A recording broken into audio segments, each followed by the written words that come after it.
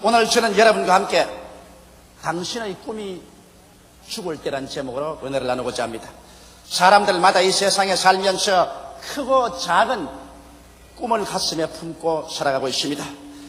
그리고 또 그 크고 작은 꿈들이 산산조각으로 깨어진 슬픔들도 체험하지 않은 사람이 별로 없을 것입니다. 꿈이 땅에 떨어져 겨울처럼 산산조각이 날 때 우리들은 절망의 계곡에서 죽음을 체험하게 되는 것입니다. 모세는 이와 같이 절망과 죽음을 체험한 대표적인 인물인 것입니다. 여러분 잘 아시다시피 모세는 바로의 딸의 양자가 되어서 40년 동안 바로 궁에서 자랐습니다. 그렇기 때문에 그 속에서 이식주의 화스러운 생활은 말할 필요 없고 그 당시의 최고의 교육을 받았으나 그러나 그 속에 흐르는 피는 히브리인의 피였었습니다. 나이 40이 되자 애국애족할 마음이 생겨서 종살이하는 히브리 민족의 정황을 살펴보러 궁밖에 나갔었습니다.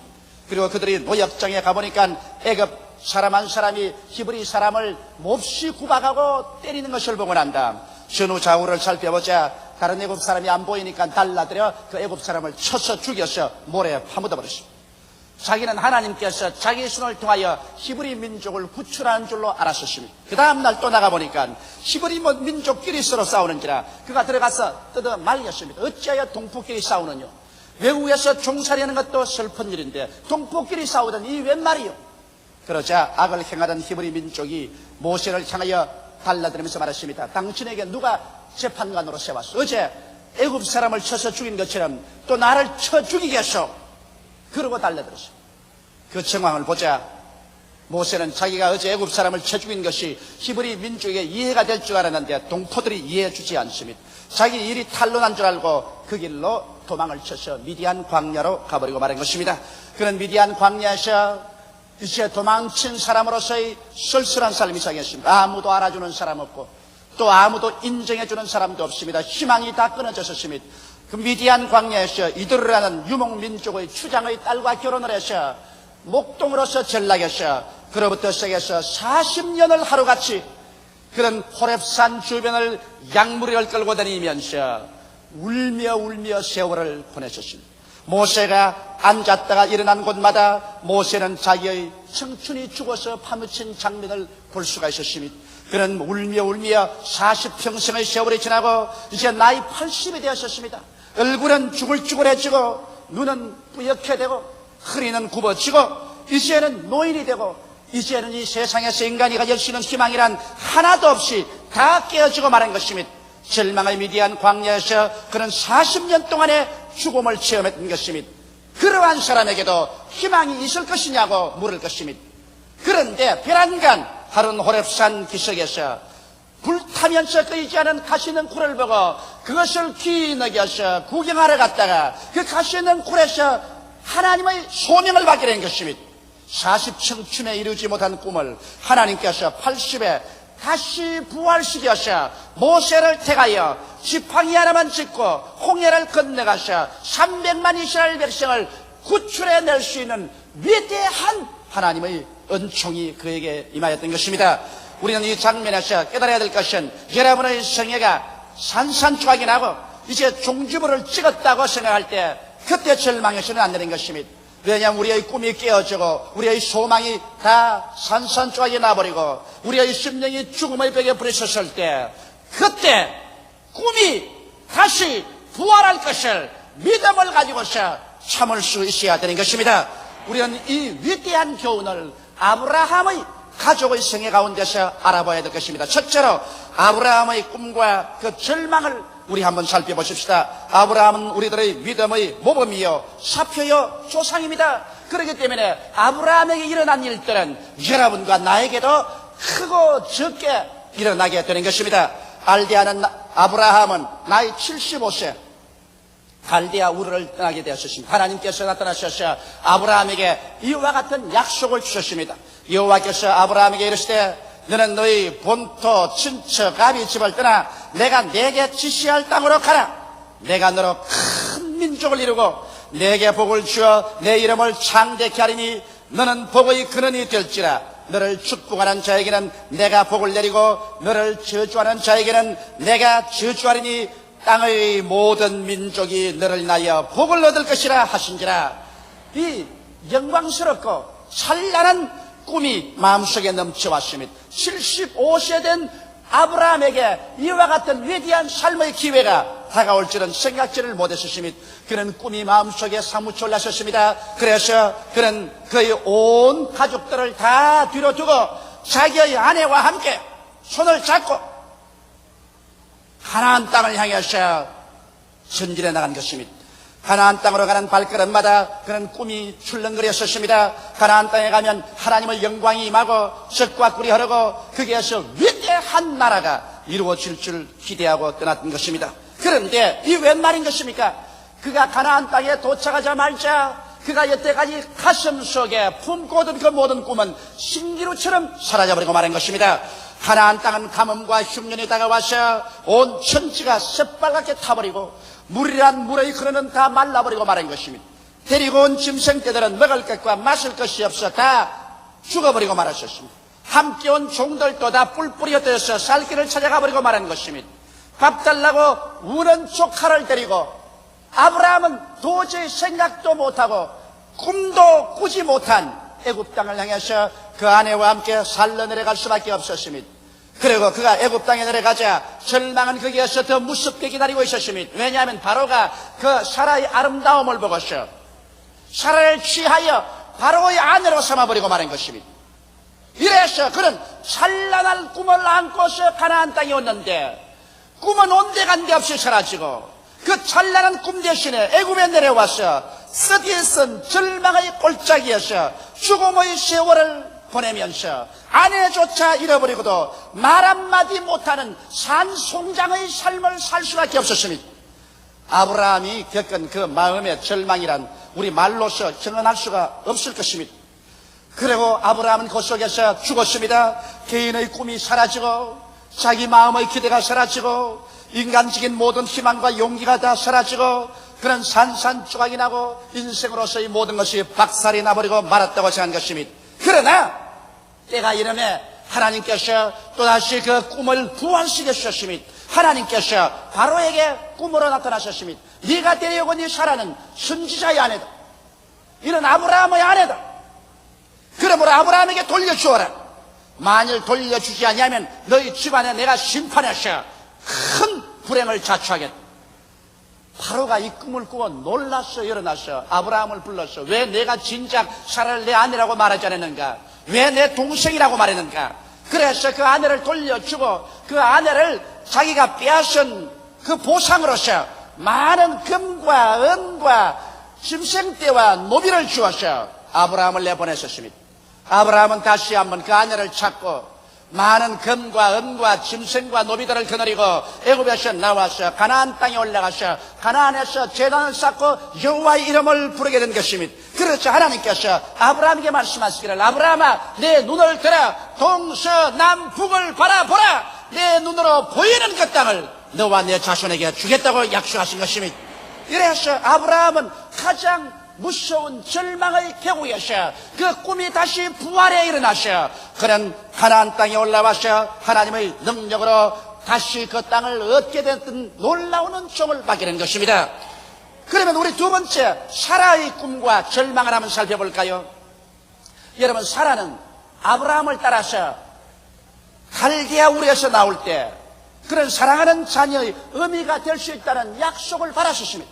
하나님께서 아브라함에게 말씀하기를 너로 큰 민족을 이루어주겠다 했으니 그 민족을 이루어자면 반드시 자기 몸에서 자손이 생겨야 될 것인 것입니다. 그래서 하루가 여삼처럼 사라는 자녀가 생기기를 기대하셨습니다.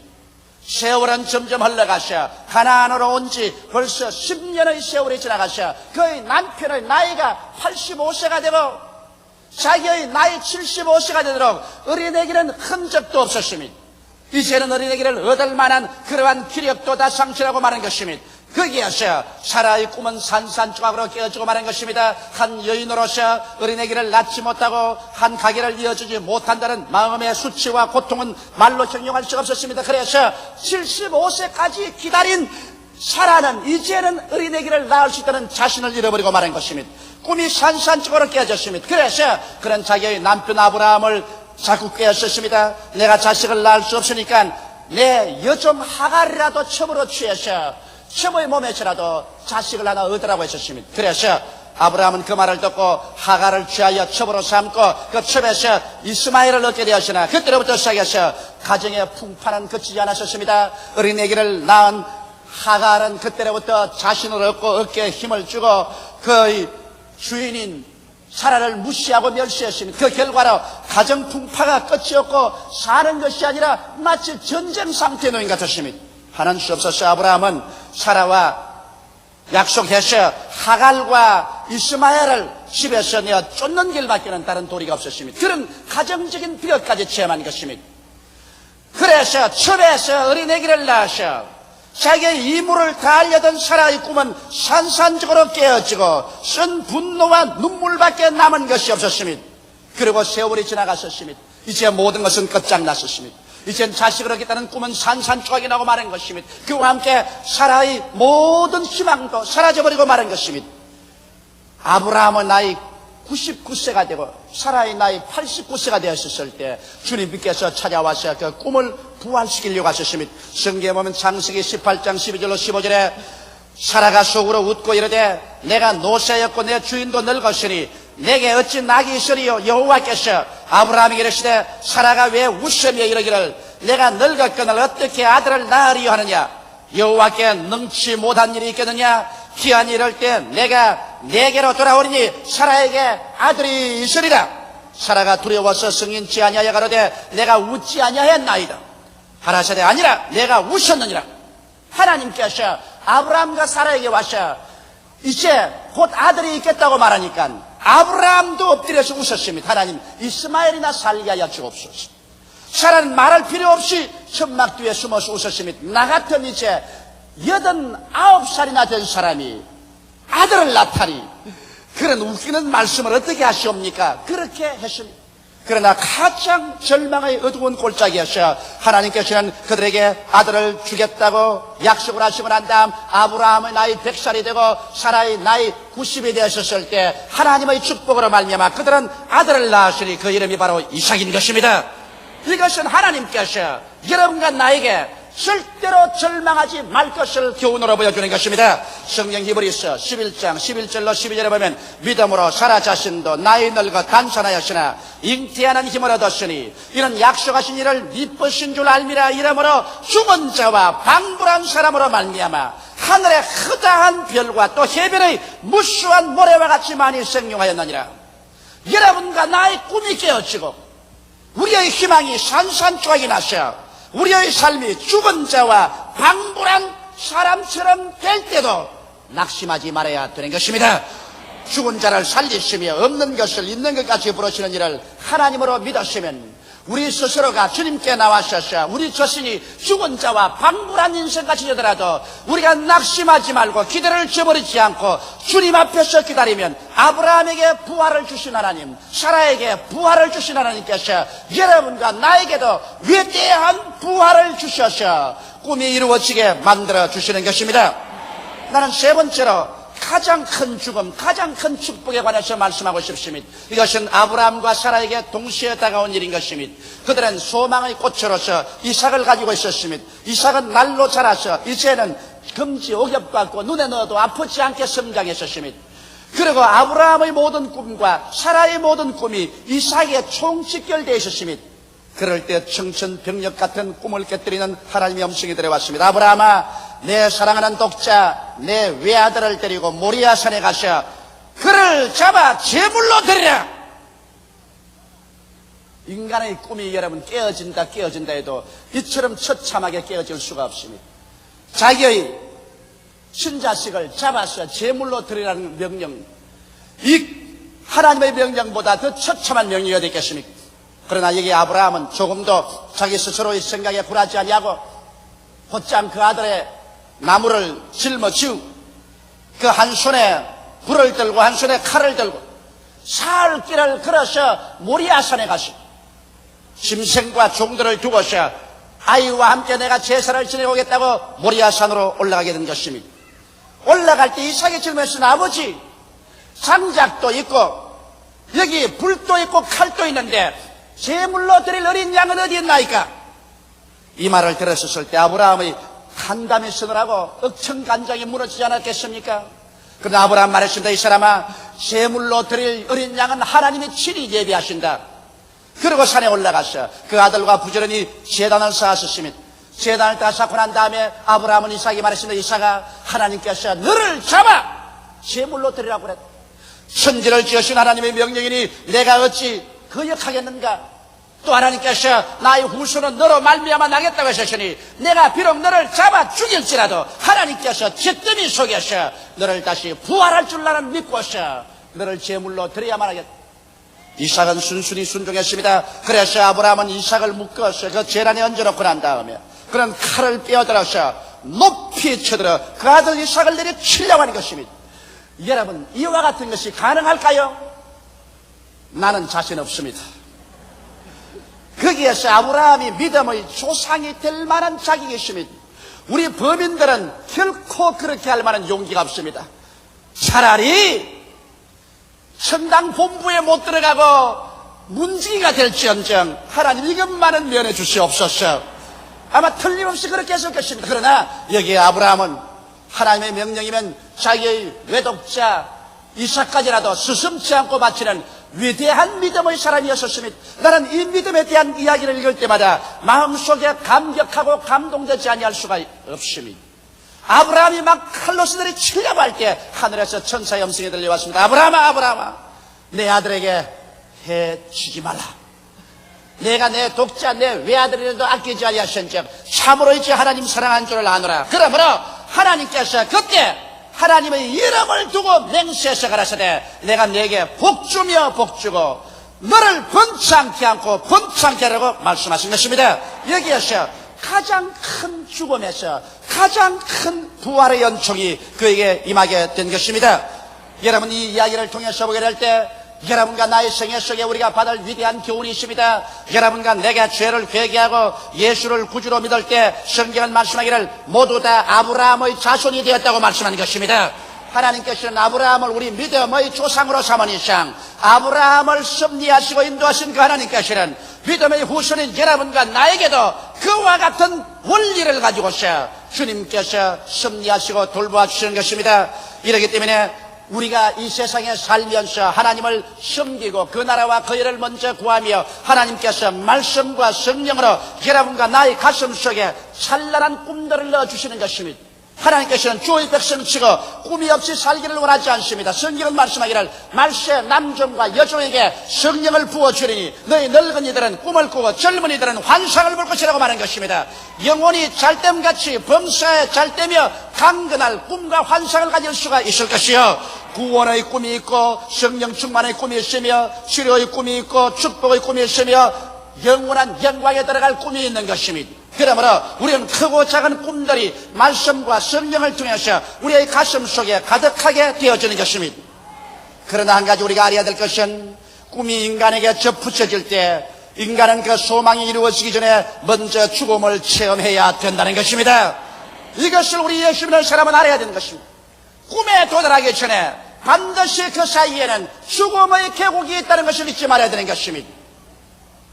여호와는 나의 목자시니 내게 부족함이 없지만은 잔이 넘치는 생활로 건너가기 위해서는 그 사이에 사망의 엄침한 골짜기가 기다리고 있다는 것을 알아야 되는 것입니다.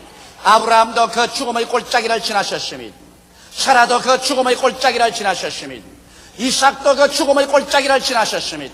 여러분과 나도 예수를 믿고 하나님의 약속과 영광에 도달하기 전에 반드시 심한 죽음의 골짜기를 지나서 내 희망이 다 깨어지고 이제 모든 것은 절망이로 하는 그러한 산송장이 되는 그런 느낌, 마치 죽은 자와 방불하게 되는 그런 느낌, 이와 같은 것을 체험하게 된다는 것입니다.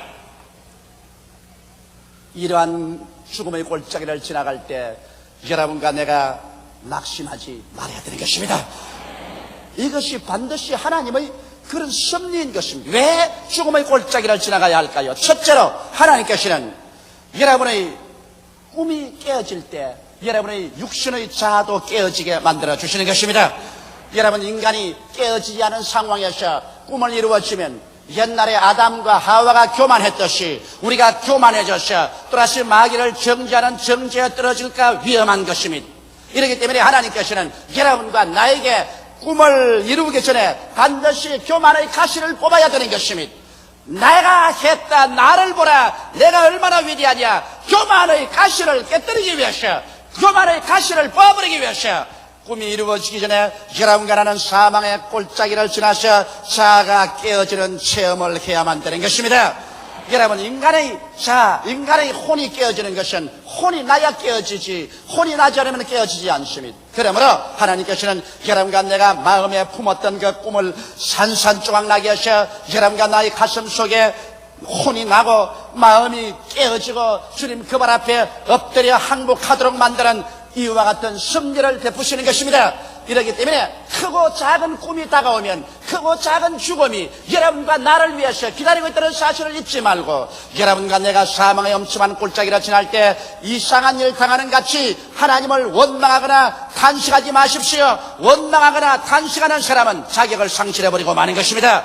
깨어질 때 감사함으로 그 발 앞에 엎드려 깨어지는 것이 좋습니다.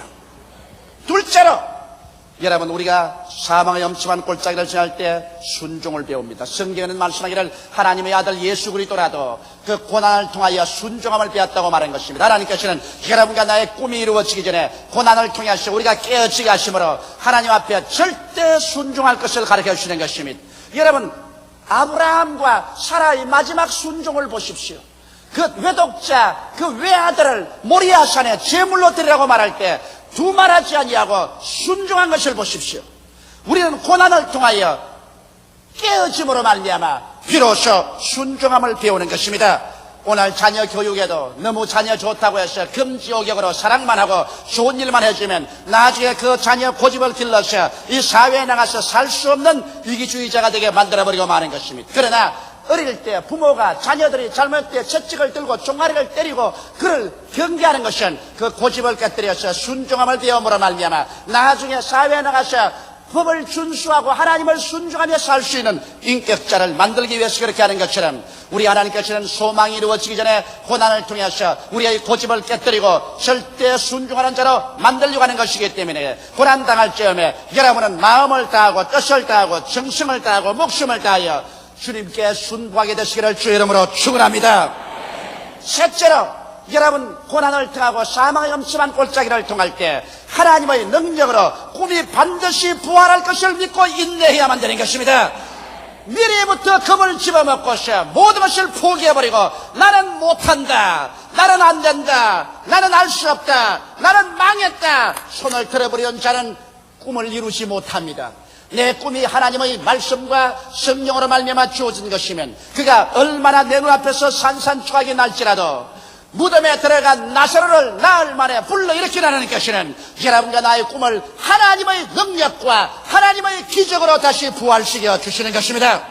이러기 때문에 사망의 엄침한 골짜기를 지나서 천지가 캄캄하고 모든 것이 끝장났다고 생각할지라도 여러분의 꿈이 부활할 것을 기대해야 되는 것입니다. 요셉은 형들에게 종으로 팔리고 종으로 팔린 그 자리에서 또다시 억울한 누명을 덮어쓰고 시위대 뜰에 갇혔을지라도 그 마음속에 꿈을 저버리지 않았었습니다. 근질기게 그 꿈을 잡고 있을 때 하나님께서 때가 오심에 위대한 기적을 나타내셔 그 꿈을 다시 부활시켜 주신 것입니다. 저는 26년의 목회 생활 동안에 3번의 교회를 세우면서 수많은 사망의 골짜기를 지났었습니다. 내가 하나님 앞에서 위대한 꿈을 받았을 때마다 그 꿈을 이룰 때까지 사망의 골짜기를 지나지 않은 적이 한 번도 없었습니다.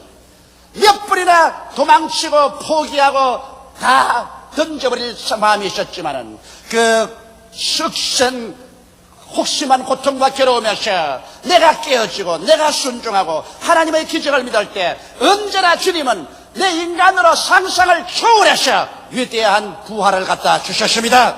여러분의 꿈이 죽을 때 여러분 자신의 믿음조차 죽어서는 안 되는 것입니다. 여러분의 꿈은 견뎌낼 때 반드시 부활하는 것입니다. 죽은 자와 방불한 사람을 통해서 하늘의 별과 같고 땅에 흐단 모래같이 성장케 하신 하나님께서 여러분이 죽을 때 하나님은 다시 부활을 허락하여 주시는 것입니다. 다 가지고 계시기가 기도드리겠습니다. 살아계신 하나님 아버지, 죽은 자와 방불한 사람을 통해서 하늘의 별과 같고 땅의 모래와 같이 번창시킨 것처럼 우리가 꿈이 산산조각으로 깨어지고 우리가 죽은 자와 방불하게 될 때 하나님이여 자도 깨어지고 절대로 순종하고 꿈이 부활할 것을 믿고 기다려서 하나님의 위대한 기적이 우리 가운데 나타나게 하여 주옵소서. 예수님 이름 받들어 축복하고 기도드리옵나이다. 아멘.